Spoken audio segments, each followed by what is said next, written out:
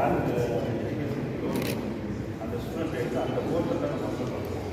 அதை நம்ம போர்ட்டில் அப்லோட் பண்ணதுக்கப்புறம் அந்த பேங்க்கு அதுக்காக பேங்கர்ஸ் எல்லாமே வர முடியும். இங்கேயே போடுவோம். இங்கே போட்டீங்கன்னா இங்கே எல்லாமே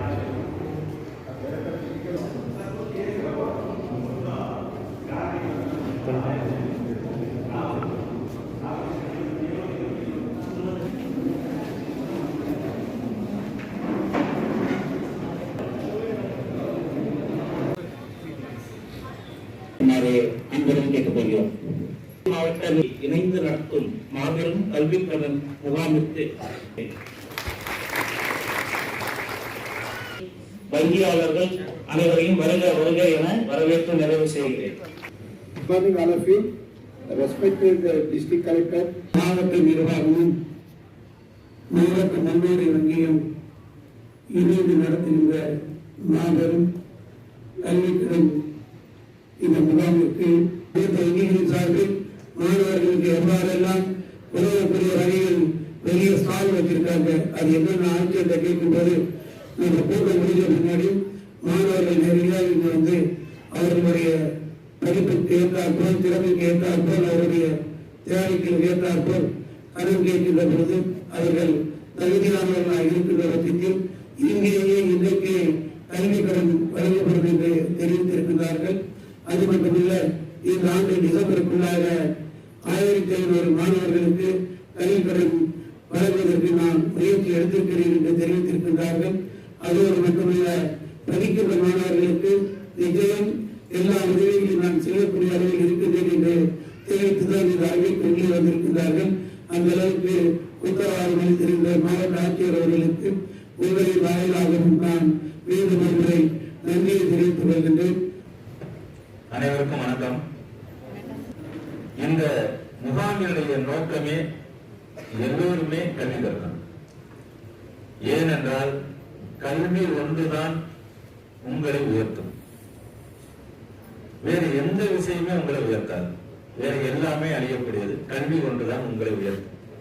இதை நான் மட்டும் இன்னைக்கு சொல்லல. ஏறக்குறைய 3000 ஆண்டுகளுக்கு முன்னமே நம்முடைய தமிழ் மூத்த குடிகள் நம்மளுக்கு கற்றுக் கொடுத்துட்டு போயிருக்காங்க. இதனுடைய கல்வியின் சிறப்பை பற்றி சொல்லும் பொழுது, உற்றுழி உதவியும் ஒருவரும் கொடுத்தும் பிற்றைகளை முனியாது கற்றல் நன்றே. எப்படி கற்கணுமா? என்ன செஞ்சாலும் சரி, எவ்வளவு ஏழ்மையில இருந்தாலும் சரி, பிறரிடம் தானமாவது பெற்று நாம் கல்வியை கற்க வேண்டும். அடுத்தது சொல்றாங்க, பிறப்பு ஓரன்ன உடன் வயிற்று உள்ளும் சிறப்பின் பாலால் தாயும் மறந்துடி. ஓர்குடி பிறந்த பல்லோருள்ளும் மூத்தோர் வருக என்று எண்ணாது அறிவுடையன் 6 அரசும் செல்லும். என்ன சொல்றாங்க? ஓர்குடி பிறந்த பல்லோருள் ஒரு வீட்டுல இருக்காங்க, 4-5 குழந்தைங்க இருக்காங்க, அப்பா அம்மா இருக்காங்க. மூத்த பையன் இருக்காரு, ஆனா கடைசி பையன் நல்லா படிச்சிருக்காரு. எப்போதுமே ஒரு குடும்பத்துல மூத்தவருடைய பேச்சை கேட்டுதான் அந்த குடும்பம் நடக்கும். அப்பாவுக்கு அப்புறமா ஒவ்வொன்றும் அவங்ககிட்ட கலந்து ஆலோசனை செஞ்சு பண்ணாலும் எல்லாரும் வீட்டுல நடக்கிறது தான். மூத்த அண்ணன் அப்படின்னா ஒரு மரியாதை இருக்கும். ஆனா ஒருத்தர் நல்ல கல்வி கற்றிருந்தார் அப்படின்னா, மூத்தோன் வருகை என்று எண்ணாது அறிவுடையோன் 6 அரசும் செல்லும். யாரு அங்கே கல்வியில சிறந்தவர்களோ அந்த குடும்பத்துல அவர்கள் சொல் பேச்சு கேட்டுத்தான் அந்த குடும்பமும் செல்லும், அரசாங்கமும் செல்லும். அப்ப 2500 3000 வருடங்களுக்கு முன்னமே ஒரு அரசு ஆளுகை என்பது கல்வியினால் சிறந்தவர்கள் சொல்வதை கேட்டு அந்த அரசு அரசாட்சி செய்தது, அரசாட்சி செய்ய வேண்டும் என்கிற கல்வியினுடைய சிறப்பை எவ்வளவு அருமையா 3000 வருஷத்துக்கு முன்னாடி சொல்லியிருக்கிறாங்க. அப்ப எப்போதுமே கற்றோருக்கு சென்ற விடமெல்லாம் சிறப்புங்கிற மாதிரி கல்வி ஒன்றுதான் உங்களை உயர்த்தும். அப்ப அந்த கல்விக்கு எது தடைக்கல்லாக இருக்கக்கூடாது. ஒண்ணு என்ன? பொருளாதாரம், அது பணம். எந்த வகையிலையும் இன்னைக்கு நிறைய நன்றாக கல்வி கற்கக்கூடிய மாணவ மாணவியர்களுக்கு பணம் ஒரு தடையாக இருக்கக்கூடாது. பொருளாதாரம் அவர்களுடைய அப்பா அம்மாவுக்கு ஒரு தடையாக இருக்கக்கூடாது என்கிற ஒரு உயரிய நோக்கத்தின் அடிப்படையில் பணம் எல்லாத்தையும் பரவாயில்ல, இன்னைக்கு உன்னுடைய ஆசையை நிறைவேற்றிக் கொள்வதற்கு, உன்னுடைய கனவை தொடுவதற்கு, உன்னுடைய முயற்சியை அடைவதற்கு இலக்கை எட்டி விடுவதற்கு நாங்கள் இருக்கிறோம் அப்படிங்கிற வகையில நம்முடைய தமிழ்நாடு அரசு உங்க எல்லாத்துக்குமே எப்படியாவது நீங்க படிச்சிருங்க, உங்களுடைய கனவை நிறைவேற்றிக் கொள்வதற்கு எப்படியாவது படிச்சிருங்க. அதுக்கு பணம் தடையாக இருக்கக்கூடாதுங்கிறதுக்காக நான் கல்வி கடனாவது கொடுத்தோம். அன்னைக்கு ஒரு கூட்டத்துல போகும் பொழுது இதே போல முகாம்ல நடந்து முடிஞ்ச உடனே கடைசியா ஒரு ஸ்டூடெண்ட் எதிர்த்து ஒரு காலேஜ்ல முடிச்சுட்டாங்க. சார், இப்படி ஒரு வாய்ப்பு இருக்குங்கிறது எனக்கு தெரியவே தெரியாம போயிடுச்சு சார். உண்மையிலே எனக்கு டாக்டர் படிக்கணுங்கிறது ஆசை, நல்லா படிச்சேன். அதுக்கப்புறம் மறுபடியும் ப்ரொஃபஷனல் கோர்ஸ்ல எனக்கு கிடைச்சதுக்கு ஜாயின் பண்ணேன். ஒரு ஒரு ஸ்டேஜுக்கு மேல எங்களால எங்க அப்பானால எனக்கு பணம் செலவு பண்ண முடியல, பாதியில விட்டுட்டேன். இப்ப நான் ஒரு கம்பெனில வேலை பார்க்கலான் இருக்கேன் அப்படின்னா, இப்படி ஒரு கல்வி கடன் முகாம் அப்படிங்கிறது எனக்கு தெரிஞ்சிருந்துச்சு. இது எப்படி நான் அப்ளை பண்ணி வாங்கணும் அப்படிங்கறது அப்பவே தெரிஞ்சிருந்துச்சு அப்படின்னா கண்டிப்பா நான் இன்னைக்கு இருக்கக்கூடிய ஒரு நிலைமையே வேற. நான் நல்லா படிப்பேன், எங்க அப்பா அம்மாவுக்கும் தெரியும். ஆனா அப்ப பணம் ஒரு பிரச்சனையா இருந்தது அப்படிங்கிறதுக்காக எங்களால பயன்படுத்திக்க முடியல. ஆனா இன்னைக்கு நீங்க சொல்லும் பொழுது எனக்கு அதையே வருது, நாமளும் இப்படி தெரியாம போச்சு அப்படின்னு. அப்படி ஒரு விஷயம் நடந்துடக்கூடாது உங்களுடைய வாழ்க்கையில. நாங்கெல்லாம் இருக்கிறோம், கண்டிப்பா நீங்க படிக்கணும். அதுக்கு எந்த ஒரு தடையுமே உங்களுடைய கல்விக்கு இருக்கக்கூடாது. குறிப்பாக பொருளாதாரம் ஒரு தடையாக இருக்கவே கூடாது. வேற என்ன தடை இருக்க முடியும் உங்களுக்கு? படிக்கிற வயசுல வேற எந்த தடை இருக்கிறதுக்கான வாய்ப்புகள் இல்லை. ஒன்னே ஒண்ணு, ஃபீஸ் கட்ட முடியல, கல்வியினுடைய செலவை ஏற்க முடியல, அப்பா விவசாயம் பண்றாங்க, அம்மா கஷ்டப்பட்டு கூலி வேலைக்கு போறாங்க, அவங்களால அஃபோர்ட் பண்ண முடியல எங்களுடைய எக்ஸ்பெண்டிச்சரை. அப்படிங்கிற ஒரே ஒரு தடையை தவிர வேற எந்த விதத்திலையும் உங்களுக்கு படிக்கக்கூடிய பருவத்துல இருக்கிறதுக்கான வாய்ப்புகளே இல்லை. அப்படி ஏதாவது இருந்துச்சுன்னா அது தூக்கி போட்டுருங்க தூரம். இலக்கு ஒன்றுதான் ஒவ்வொருத்தருக்கும். அது என்ன இலக்காக வேணாலும் இருக்கலாம். ஒருத்தருக்கு நல்ல ஆசிரியர் வரணும்னு இலக்கா இருக்கலாம், ஒருத்தருக்கு நல்ல மக்கள் பிரதிநிதியாக வரணும்னு இருக்கலாம், ஒருத்தருக்கு மாவட்ட ஆட்சியராக வரணும்னு இருக்கலாம், ஒருத்தருக்கு நல்ல சமூக சேவராக வரலாம், அல்லது விளையாட்டு வீரர், எப்படி வேணாலும் இருக்கட்டும். இலக்கு ஒன்றுதான். ஆனா அந்த இலக்கையே உங்களோட வாழ்க்கையா மாத்திக்கணும். அப்படி அந்த வாழ்க்கையா மாத்திக்கிறதுக்கு அந்த இலக்குக்கு தடையா எதுவுமே இருக்கக்கூடாது. குறிப்பாக பணம் ஒரு தடையாக இருக்கக்கூடாது. அப்படிங்கிறதுக்காக தான் இப்படிப்பட்ட ஒரு நல்ல மாபெரும் கல்வி கடன் முகாம பேங்க் ரீஜனல் மேனேஜர் அவங்க எல்லாம் கூட்டு உங்களுக்கு நடத்துறோம் அப்படின்னோம்னா, இதனுடைய முக்கியத்துவத்தை கண்டிப்பா மாணவ மாணவியர்களை நீங்கள் புரிந்து கொள்ளணும். அவர்களை காட்டிலும் அவருடைய பெற்றோர்கள் கண்டிப்பா நீங்கள் அதை புரிஞ்சுக்கணும். இப்படி ஒரு வாய்ப்பு நம்ம குழந்தைக்கு கிடைக்குது, ஏன் நம்ம பயன்படுத்திக்க கூடாது? பாயிண்ட் நம்பர் 1, பணம் அப்படிங்கிற ஒரே ஒரு விஷயத்தினால நம்முடைய குழந்தைகளை சிறகை ஒழித்து அவர்களுக்கு எப்படி பறக்கணும்னு நினைச்சாங்களோ அப்படி பறக்க முடியாம போயிடக்கூடாது அப்படிங்கிறது இது ஒரு நல்ல பிளாட்ஃபார்ம். இந்த இடத்துல சிறகடித்து பறப்பதற்கு உங்களுடைய குழந்தைகள் நாங்கள் அவர்களுக்கு உத்வேகம் கொடுக்கிறோம். அவங்களுக்கு தேவையான வசதிகளை வாய்ப்புகளை ஏற்படுத்தி கொடுக்கிறோம். அப்ப இப்படி முக்கியத்துவம் வாய்ந்த இந்த கல்வி கடன் மேலாவில இப்ப முடிச்ச உடனே எக்ஸிபிஷன் வச்சிருக்கோம். அதாவது வெளியில அந்த முகாம் போட்டிருக்கோம். பிஎம் வித்யாலட்சுமி போர்ட்டல் அப்படிங்கிற அந்த போர்ட்டல்ல எப்படி ஆன்லைன்ல நீங்க அப்ளை பண்ணணும், என்னென்ன ஆவணங்கள்லாம் அதுக்கு வைக்கணும், எந்த பேங்க் ரெடியா இருக்காங்க அப்படிங்கிறது அங்க ஆட்கள்லாம் உட்கார வச்சிருக்கோம். தயவு செய்து ஒவ்வொருத்தரா நீங்க ஃபுல்லா இருக்கும், இன்னும் அர்ஜென்டே கிடையாது, எல்லாம் அவசரப்பட்டு அறகுறையா கேட்டுட்டு போவாங்க. ஃபுல்லா இருக்கும், அதை போய் நிதானமா கேட்டு உங்களுக்கு ஹெல்ப் பண்றதுக்கு அங்க நிறைய ரிசோர்ஸ் பர்சன்ஸ் போட்டு அங்க நல்லா கேட்டுட்டு உங்களுக்கு தேவையான ஆவணங்களை ஒப்படைத்து நீங்களும் கல்வி கடனை பெற்று உங்களுடைய லட்சியத்தை உங்களுடைய கனவை நீங்கள் அடையலாம். அதுக்கு எதுவுமே தடையா இருக்காது.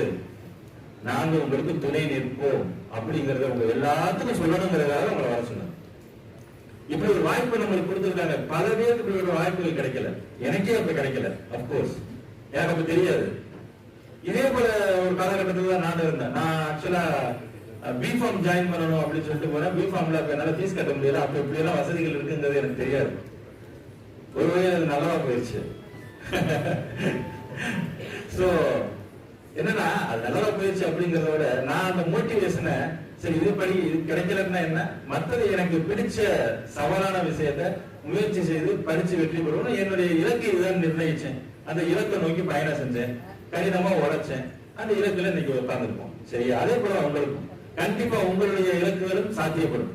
அப்படி சாத்தியப்படுவதற்கு பொருளாதாரம் தடையா இருக்கு. அவ்வளவுதான். இதான் இதனுடைய இந்த முகாமினுடைய அடிப்படையான விஷயமே அதுதான். எனவே இந்த வாய்ப்பை நீங்க பயன்படுத்திக்குவீங்க அப்படின்னு சொல்லி நம்புறேன். இந்த வாய்ப்பை நல்ல முறையில பயன்படுத்திக்கிட்டு உங்களுக்கு எவ்வளவு நீங்க கல்வி கடன் இப்ப எக்ஸ்ட்ராவும் கேட்டிருக்கோம் கவர்மெண்ட்ல. முதல்ல 1500 பேர் இலக்கு நம்மளுக்கு நிர்ணயிச்சிருந்தாங்க 40 கோடி ரூபாய்க்கு. இன்னும் நான் 1000 பேருக்கு நான் 1500 இன்னும் கூட 2500 அச்சீவ் பண்றேன் சார். எங்கிட்ட நிறைய மாணவ மாணவிகள் ஆர்வமா இருக்கிறாங்க படிக்கிறதுக்கு, அவங்களுக்கு சப்போர்ட் பண்ணுங்க அப்படின்னு சொல்லி கேட்கலாமா கவர்மெண்ட்ல? அப்ப நீங்க உங்களுக்கு தேவைன்னு நீங்க கேட்டீங்கன்னா நான் கேட்க முடியும். சரியா? சோ அப்ப நீங்க தயாரா? நீங்க கல்வி கடன் வாங்கி உங்களுடைய லட்சியத்தை அடைவதற்கு நாங்கள் உதவி செய்கிறோம். அதை தயவு செய்து பயன்படுத்திக்கங்க. ஓகே. சோ இந்த எலெக்ஷன் கமிஷன் மூலமா நம்ம எஸ்ஐஆர் அப்படிங்கிற படிவங்கள் பூர்த்தி செய்வதற்கு ஒரு சின்ன தகவல் உங்க எல்லாத்துக்கும். ஜனநாயக கடமை இது பொறுப்பு மட்டுமல்ல, கடமையும் சேர்ந்தது. ஒவ்வொருத்தரும் 18 வயது நிரம்பிய ஒவ்வொருத்தரும் வாக்காளர் பட்டியலில் தன்னை இணைத்துக் கொண்டு உங்களுடைய ஜனநாயக கடமையை நீங்கள் கண்டிப்பாக ஆற்ற வேண்டும். இது கடமை அப்படிங்கறதுனால நான் வலியுறுத்தி கேட்கிறேன். ஒவ்வொருத்தரும் ஒரு கடமை. தமிழ் தாய் வாழ்த்து பாடணும், எல்லாரும் எந்திரிச்சு நிக்கணுங்கிறது நம்ம கடமை தானே. இது என்னுடைய எனக்கு பொறுப்பு இருக்கு, எனக்கு பொறுப்பு இல்லை பாதி பேர் உட்கார்ந்துருந்தோமா? கிடையாது. இல்ல, அவர் சொல்லும் போது என்ன சொன்னாரு? முதலாவதாக தமிழ் தாய் வாழ்த்து எல்லாரும் எந்திரிச்சு நிக்கணும். அது நம்மளுடைய கடமை. தமிழ் தாய் வாழ்த்து பாடி ஆரம்பிக்கணுங்கிறது. அதே போல தேசிய கீதம் பாடும்போது எதிர்த்து நின்று உரிய மரியாதை செலுத்தணுங்கிறது நம்மளுடைய கடமை. அது விருப்பம் கிடையாது. அதே தான் நானும் சொல்றேன். நம்மளுடைய ஜனநாயகத்துல இந்த வாக்காளர் பட்டியலில் நம்ம சேர்த்துக்கிட்டு நம்மளுடைய வாக்கு பதிவு பண்றது ஜனநாயக கடமை.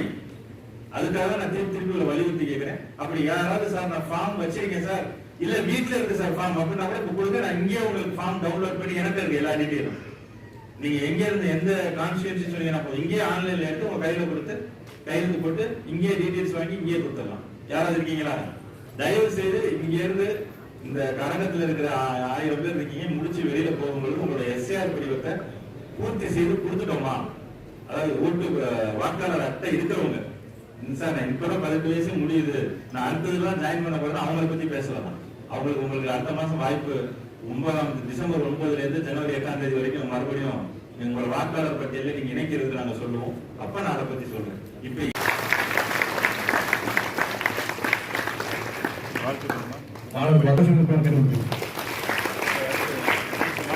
அடுத்தபடியாக சௌபாகியா அவர்களை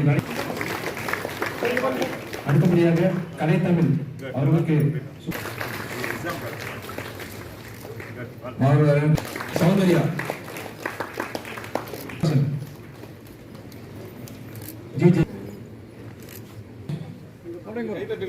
கலவை செய்ய மனோஜ் கே தமிழ் கேட்டுக்கொள்ளப்படுகிறது. அனிஷா ஜலபதி மனோஜ் கிருபாசங்கர் கே தமிழ் கரவலி